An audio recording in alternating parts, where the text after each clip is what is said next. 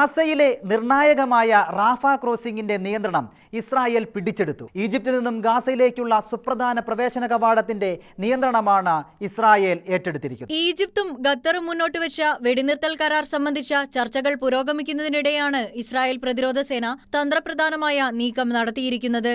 Hamas തീവ്രവാദ സംഘടനയുടെ ഉന്നതരുൾപ്പെടെയുള്ളവരെയും ബന്ദികളെയും അതിർത്തി വഴി കടത്തിക്കൊണ്ടുപോകാനുള്ള സാധ്യത തടയണമെന്നാണ് ഇസ്രായേൽ സേന ലക്ഷ്യമിടുന്നതെന്ന് വിലയിരുത്തപ്പെടുന്നു. ഇന്ന് രാവിലെ ഇസ്രായേലി ടാങ്കുകൾ അതിർത്തിയിലേക്ക് നീങ്ങുന്നതിന്റെ ദൃശ്യങ്ങൾ പുറത്തുവിട്ടിട്ടുണ്ട്. റാഫയുടെ ചില ഭാഗങ്ങളിൽ നിന്ന് പ്രദേശവാസികളോട് ഒഴിഞ്ഞുപോകാൻ ഇസ്രായേൽ സൈന്യം നിർദ്ദേശിച്ച് മണിക്കൂറുകൾക്കകം ഗാസയിൽ വെടിനിർത്തൽ കരാർ അംഗീകരിച്ചുകൊണ്ട് ഹമാസ് രംഗത്ത് വന്നിരുന്നു.